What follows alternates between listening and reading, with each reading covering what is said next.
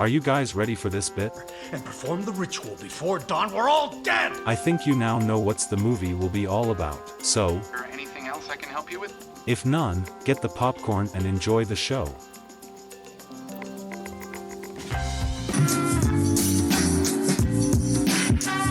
So, first off, let me just share this to you guys. I have a son now, yeah. My soon-to-be wife has a sister who has a son who has special needs. Her son and my wife got so close before because my soon-to-be wife tried to hide our pregnancy with their mom as she talked lots of things about getting pregnant earlier than she plans to be.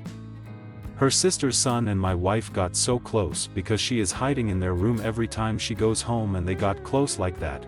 Now that me and my soon-to-be wife is living on our own, her nephew always asks his mom about her and asks her to go here every day. So for me, I think like it's okay and everything. Wait, let me go to the movie first before we continue this talk. Just kidding, we're gonna tell my story first before anything. So we're back to my story life. That nephew wants to go here, but my wife is tired and not in the mood for it, but her sister can't contain her son as she is a pushover for his son, I mean, who isn't, right? So his mom is like that to her, but why my wife got to deal with him too? My wife is not the mom of him or anything, but her sister is the one trying to push my wife to come or be open when they come, as they are bored with their life, and my wife will put happiness into their lives. So that is just sad for them, but very lucky for me, as I know my wife can be that kind of life for them, but also a burden because it feels like I am getting their candy, but who gives, right? The nephew is not my wife's responsibility, and she has her newborn kid, yet that sister wants to ruin everything and just continue living their lives just like before, when they couldn't understand it's not the same anymore and things have changed. I'm not sure if this is okay, but we almost broke up because of this shenanigans. I hate this. Because of that nephew. That sister who couldn't suffice his child needs and not happy with her. She is pressuring her to give time to his child. This is absurd and selfish in my opinion. Not my kind of argument to make, but this is just here on YouTube, so who will know, right? On August 10th, Universal Pictures decided not to release the movie, The Hunt, which was made by Blumhouse and directed by Craig Zobel.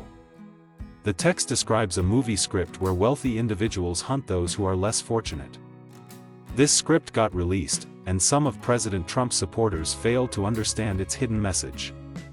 They thought it was encouraging liberals from states that typically vote for the Democratic Party to target conservatives by using firearms. There are many problems with this that cannot be explained in the beginning of a film review. However, it is enough to say that Universal made a wrong decision. By not releasing the film to the public, we are left to imagine how much it supports or criticizes Trump. What they have also done is create a risky example for others to follow. If Republicans think a movie is unfair, and many movies from big studios are usually politically left-leaning these days, all the president has to do is post on Twitter about it, and that movie will be put aside. We should be thankful that nobody paid close attention to the movie Ready or Not, which is just as extreme as The Hunt. This means that neither movie will influence how people vote, but both movies present a scenario where wealthy people hunt down poor people. The movie Ready or Not doesn't openly show its disapproval of capitalism, but it is very obvious if you pay attention. Grace loves Alex Ladomes very much. She has put up with a lot from his family. His brother Daniel has been hitting on her even though he has alcohol problems. His mother Becky hasn't been very clear about approving of their relationship. His sister Emily didn't even show up on time for the ceremony. His father Tony has openly expressed that he doesn't like Grace. And his aunt Helene has been giving Grace angry looks since they first met. They're a strange group, but Grace sees hope now that they have all gathered at the Ladomes house for the wedding. After the ceremony is finished, Grace begins to calm down. However, Aunt Helene unexpectedly comes to Alex's bedroom to remind him about another tradition they must complete before they can live happily together. Alex failed to say that every time someone goes into the Ladomes area, they have to play a game. The Ladomes family name is very well known in the film world, just like Parker Brothers or Milton Bradley. They are famous around the world for the board and card games they make. Grace thinks the Little Moonlit Challenge is unusual because they work in this industry. However, when Tony talks about how the family became rich, he tells them that it was because his great-grandfather, Ladomes, met a traveler and made a lot of money. At the same time, Grace takes out the game hide and seek from a box of games, and everyone in the family is surprised and realizes that something is not right. Grace hides in a small elevator called a dumbwaiter for as long as she wants to, not seeing the whole Ladomes family getting lots of weapons before they start searching for her. Grace realizes that the situation is serious after Emily accidentally causes the death of one of the family's maids. The movie, Ready or Not, is filled with strong and cool scenes of Grace in her wedding gown, looking like a character from Kill Bill. She bravely fights against the crazy Ladomes family, covered in blood, and wearing a strap with bullets, while making sarcastic remarks. Her wedding dress also gets torn. This story has lots of funny jokes about how crazy rich people can be, and how they don't care about hunting and killing a woman on their mansion's property. The performances from Brody, McDowell, and Brune are okay, but they could be funnier and given more to work with. McDowell struggles a bit with the tone.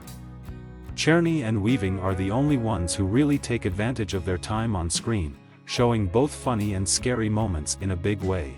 This movie is like a mix of The Most Dangerous Game and Schitt's Creek, but it doesn't seem to understand how to be a satire.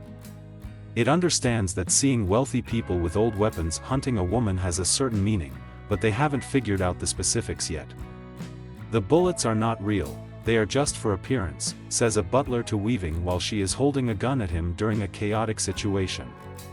The film's political system is also the same. The movie, Ready or Not, didn't really want to be another film about people hunting each other for fun, but as Wesley Morris said, sometimes a certain time period influences the movie more than the other way around. It's clear that Weaving supports it, but it doesn't have many benefits for her. The last line of the text tries to make people laugh as they leave, but it doesn't really relate to the main topic or conflict. It feels like a cheap attempt to entertain from a distance.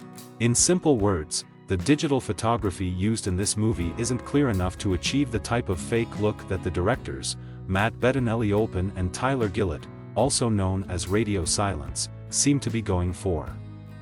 McDowell's appearance is negatively affected by the bright lighting and blurry photography. She is a very beautiful woman in American movies and is subjected to bright lights and exaggerated colors after the filming, not to mention an unattractive hairstyle. Having a bit of belief and admiration for the actors in a game would have been very helpful.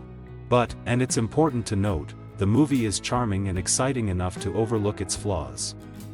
Weaving is a hero who is easy to like. He is funny and makes people laugh. He is clumsy like an average person and always has a sarcastic response. In a nicer world, she would already be the star of comedy movies. She is a likable action hero because she knows and shows that the clothes she wears don't suit her. Wearing her old and torn wedding dress, she is fighting for her life against various people, including her nephews and the butler. Every time she gets hurt, it reminds her that the rich people's outdated morals are deeply rooted and cannot be changed no matter how much she begs.